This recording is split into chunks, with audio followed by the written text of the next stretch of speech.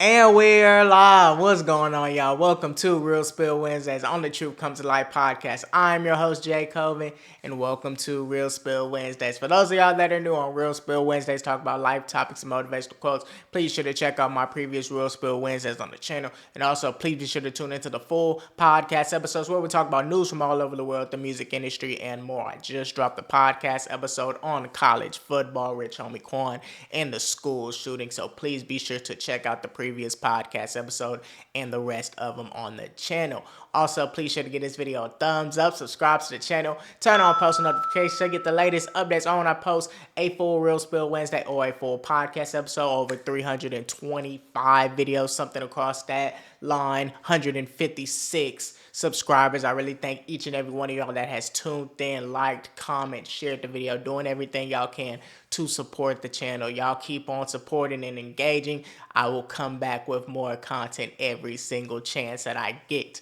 Y'all also follow me on IG, TikTok, and X at The Truth Comes to Life podcast, because who knows, whatever I post on any one of those social media platforms can be a foreshadow for what the next podcast episode or next Real Spill Wednesday can be about. But if you're not in tune, you will be missing out. I just posted on my X account what this Real Spill Wednesday, should I say, is going to be about, and it's going to be an interesting one. So please be sure to follow the social media platforms, whether that's IG, TikTok, or X, or all three of them. I would really, really, really appreciate it. So with that in mind, we are going to get straight into this Real Spill Wednesday. I'm not going to waste no time. Y'all have heard about it.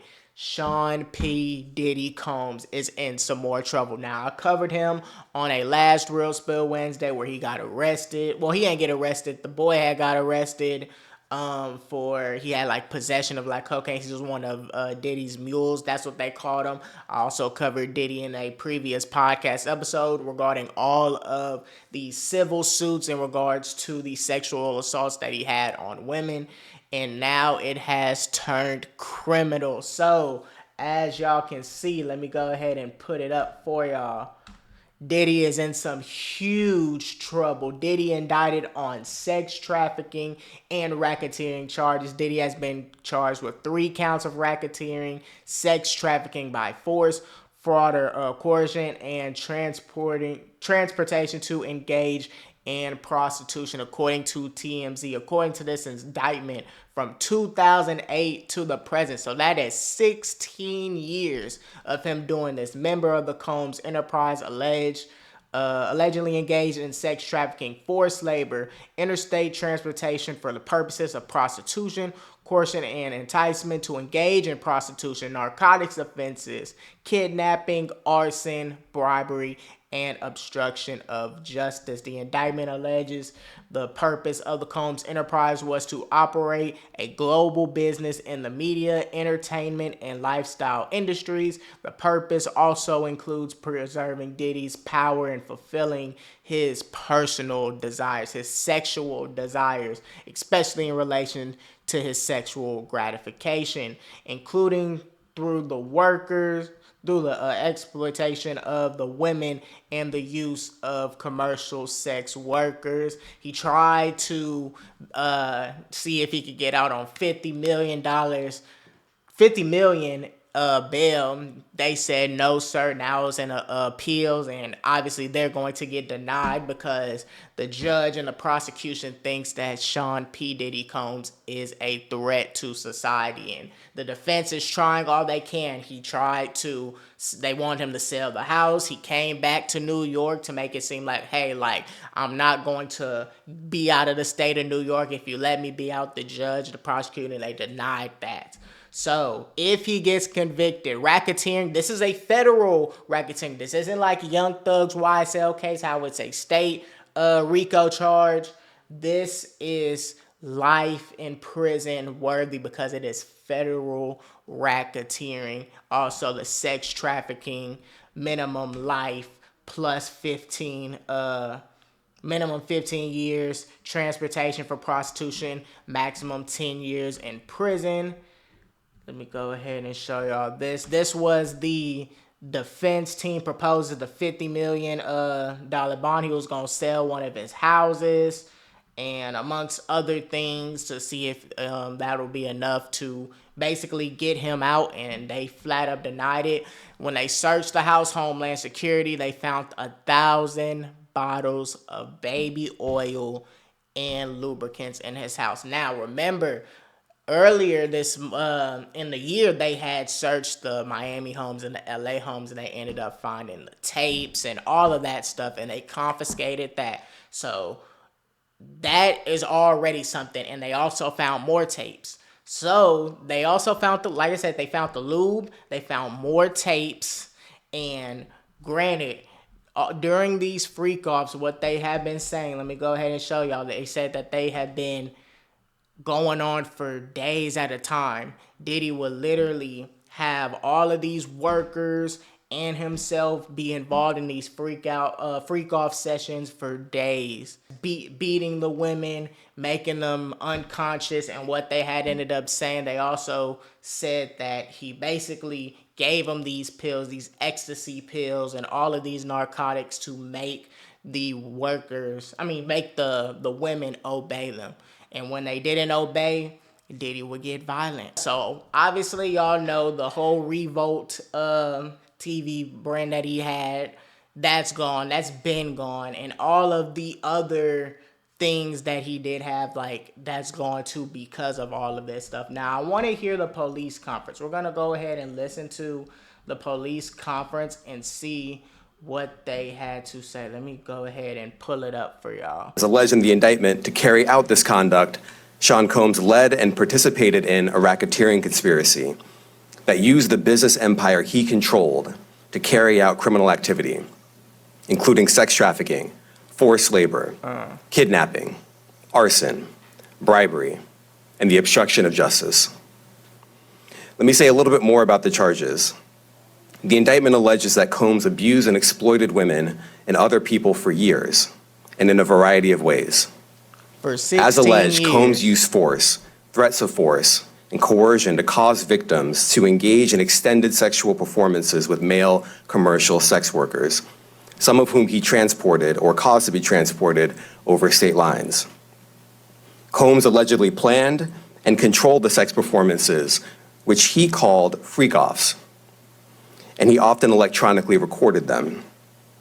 The freak-offs sometimes lasted days at a time, involved multiple commercial sex workers, and often involved a variety of narcotics, such as... Imagine you being a woman, you meeting one of these top entertainers, because obviously, whether that's Diddy or one of Diddy's associates, they're high in the music business or whatever type of business you want to say, they're at the top of it or towards the top, they know people. And the woman just thinking, okay, this dude is a nice person. Whole time they got evil intentions, drugging them, taking them across state lines to engage in these freak off sessions for days in. But whole time these women are thinking that they get in, a good person at heart, you know what I'm saying? But whole time they get beat, drugged for days, and get traveled across state lines. They don't even know where they at anymore. Like, ketamine, ecstasy, and GHB, which Combs distributed to the victims to keep them obedient and compliant. And he gave them ecstasy, ketamine, and what's the other one he said? Combs distributed to the victims to keep them obedient and compliant. As alleged, when Combs didn't get his way, keep them obedient, ecstasy, and GHB. He gave them GHB. I don't know what that drug is, but I know ketamine and ecstasy. And he gave it to them to make them be obedient. And that way they can't protect themselves. Like, that is real deal crazy. Combs distributed to the victims to keep them obedient and compliant. As alleged, when Combs didn't get his way, he was violent. And he subjected victims to physical, emotional, and verbal abuse so that they would participate in the freak-offs. And that Combs hit, kicked, threw objects at, and dragged victims, at times by their hair. On one occasion in March of 2016, that conduct was captured on video and later reported in the media. Video. Specifically, Combs kicked, dragged, and threw a vase at a victim in a Los Angeles hotel when the victim was attempting to flee. As alleged, these assaults often resulted in injuries to the victims, which took days or weeks to heal. In addition to the violence, the indictment alleges that Combs threatened and coerced victims to get them to participate in the freak-offs. He used the embarrassing and sensitive recordings he made of the freak-offs as collateral against the victims. Like, I don't know what's worse. Searching a home and finding 1,000 bottles of baby oil and lubricant, or just seeing the videos of how he was treating, Cassie. And obviously there's going to be more videos that we see because they confiscated it. So we're going to see the truth. This is why we're called the Truth Comes to Light podcast, where everything done in the dark is going to come to light. This has been going on for 16 years. And my whole thing is this. It was only a matter of time. Now, people in the hip hop industry, I'm pretty sure they already knew something was going on with Diddy. They already knew, but they didn't say anything. Just like in any business corporation that you're in, whether you're at work or wherever, you hear about other people, but then once something finally comes up, then you're going to be like, oh, I know about this. And then other coworkers going to be saying the same thing. Oh, I knew he was weird. Oh, he did this, he did this. Like, I'm pretty sure it was the same thing with Diddy in the hip hop industry. So I feel like when the Cassie video came out that we saw, and Diddy was, running, kicking, beating her through a vase, it was only a matter of time before victims were going to come out and confess.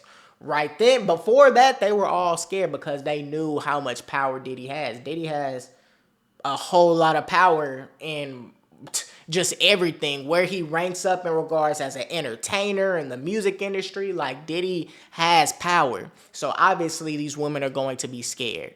But once Cassie came, and once that settlement was settled in one day after putting it in, then the video came out. Diddy couldn't say anything. Diddy couldn't hide from this. When that video came out, he can't say nothing. Then we saw the weak apology that he had posted, which then he had deleted later on down the line, trying to convince us that he was in a dark place. Like, we ain't trying to hear that shit.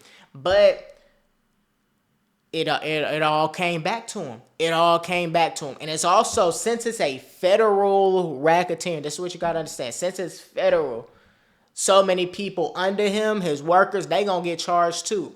Either they're going to have to testify, or they're going to get charged in regards to the Combs enterprise and the racketeering. So it's not just going to be Diddy that goes down with this. It's not going to be. It's going to be the workers, especially if they don't tell. Then if they do testify and be like, oh, I wasn't in the room, I mean, you knew that the things was going on. So you're going to have to come up with something in order to get you out of it. But 9 times out of 10, you're not going to get out of it because this is federal. Homeland Security does not come and pick up anybody if they don't think they can win the case. Federal, they don't come and pick up any criminal if they don't believe that they can win the case. If they can't win the case, they ain't gonna get them. But since this is federal racketeering, federal sex trafficking, all of these things, arson, amongst other charges, they have enough on him. Getting videotapes, they searched both of his houses, all of the civil suits. It was only a matter of time before those civil suits were gonna turn criminal. It was too many of them. It was too many of them. At first, people were saying that it was just the Cassie video, and all the other people were just coming out to try and get money, which one of them, the inmate, tried to get $100 million, side note, and that ain't work out. But other than that, I believed in every single one of the lawsuits. I'm just surprised that somebody like Diddy would do something like this. This is comparable to Jeffrey Epstein and what he was doing. For real, like, the things that Diddy did to these women, I 100% believe that he did it. You can't hide from it. If it wasn't from the video, you would have been quiet. It would have just been Cassie the settlement, and that's it. But since the video came out, it was only a matter of time before all hell was gonna break loose and the truth was gonna come to light. But all of the workers, y'all better say something. Because if y'all don't say something, y'all are going to jail with Diddy. Y'all are going to jail. And who knows who they're going to catch too. Because if it's not just him, it's going to be somebody. It could be somebody in hip hop. We don't even know. It's going to be people in the music industry that is going to testify. Or that the prosecution, the state, is going to get to testify on Diddy. Because they know. People in hip hop know that Diddy was doing these things. It was just swept under the rug for so long. Who knows how long people knew that this was going on. But the fact of kidnapping girls and bringing them to places across state lines and doing these things for days at a time, and these women didn't have no control over it because they had the workers, and all of that is crazy. Then he has videos on his phone. He was texting the victims. I think, hold on, let me go ahead. I think I got one of the chats right here. It says, Assistant U.S. Attorney reveals content of text messages Diddy sent Cassie after he assaulted her in 2016. Call me. The cops are here. I got 6 kids. Yo, please call. I'm surrounded. You gonna abandon me all alone. Like, they got text messages. He was texting the victims. You don't never text no victims like this if you know that you was in the wrong. You know that you in the wrong. So they got evidence on Diddy. There's no way Diddy can get out of this. In my eyes, I don't see him in any way, shape, or form getting out of this. He's facing decades in prison. So either he gonna kill himself in prison or he gonna have to fight this. But they got too much on him. The civil cases, the video, texting the victims, the tapes that they got now, the lube and all that. That's questionable.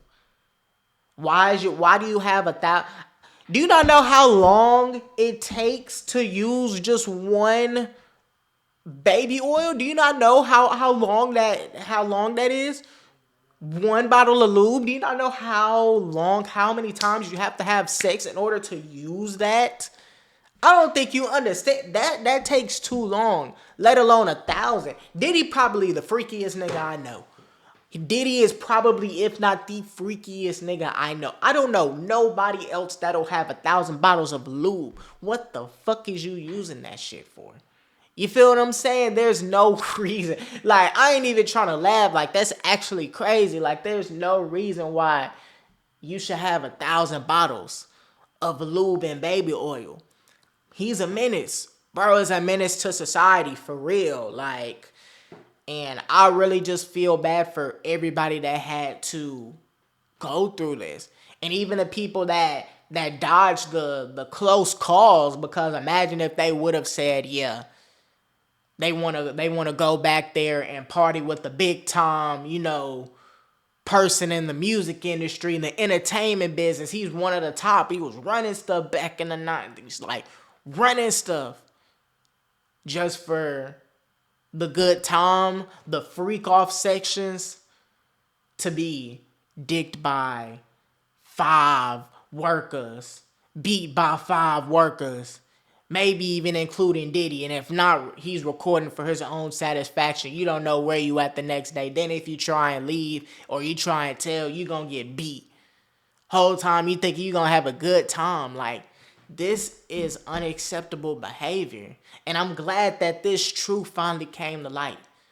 Like, there's no way that Diddy is dodging this at all. There's no way that he's dodging this. So, I already know that more news is going to come out on this. This is a hot topic right now, and I will be talking about this topic on my podcast. So, please be sure to stay tuned for that. But for now, with all the information that we have got from the past, from his home being raided, the video coming out, the whole thing where the person, his drug mule got arrested, and all of that, all the way until the apology when the video came out, till now, turning criminal charges, to all the way at the beginning when the civil suits came out. Like, There's no way that you have so many civil lawsuits of sexual assault without it turning criminal. So once all of that came out, it was only a matter of time before it was going to turn criminal.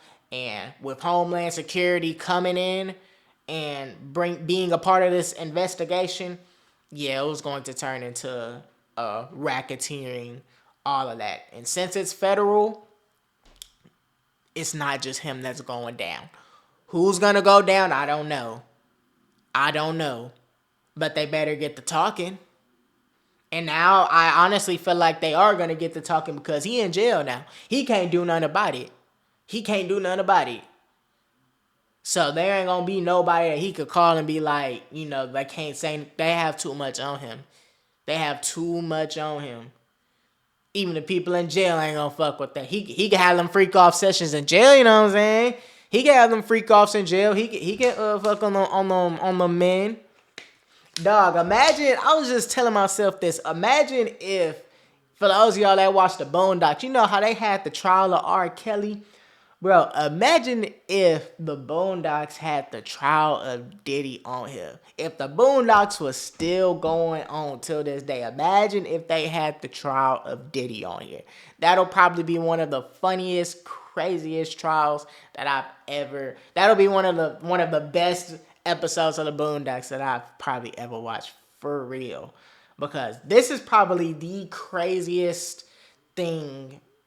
This is the craziest thing going on right now. And this is probably, bro, this dude is the freakiest nigga. Like, and Boosie was trying to say how rappers fly out women all the time and stuff like that. But the difference is, like, you drugging them and you having this for days. It ain't under no consent. There's no consent with this. And you're doing this, you're beating them, kidnapping them. It's a difference. Yes, women want to get flown out by these rappers who they don't know from a can of paint. I feel like that's stupid as fuck, but women want to do that. Some women want to do that, should I say. But when you have to drug a woman, if you have to drug a woman and do all these things for your own sexual desires, something is wrong with you. Point blank, period. So he committed a crime. He committed multiple crimes. And since this is federal, since Homeland Security came, they ain't playing no games whatsoever, my guy. They ain't playing no games. And more people are going to go down. But we shall see when that truth does come to light. So more information will be coming soon, and I will be talking about this news on my podcast, so please be sure to stay tuned for that. And with that in mind, that is the end of this Real Spill Wednesday. If y'all made it here, please sure to give this video a thumbs up, subscribe to the channel, turn on post notifications to get the latest updates on. I post a full Real Spill Wednesday or a full podcast episode. More videos will be coming out real soon. Y'all follow me on IG, TikTok, and X at The Truth Comes to Life Podcast. And with that in mind, I love each and every one of y'all, and y'all have a nice rest of y'all day.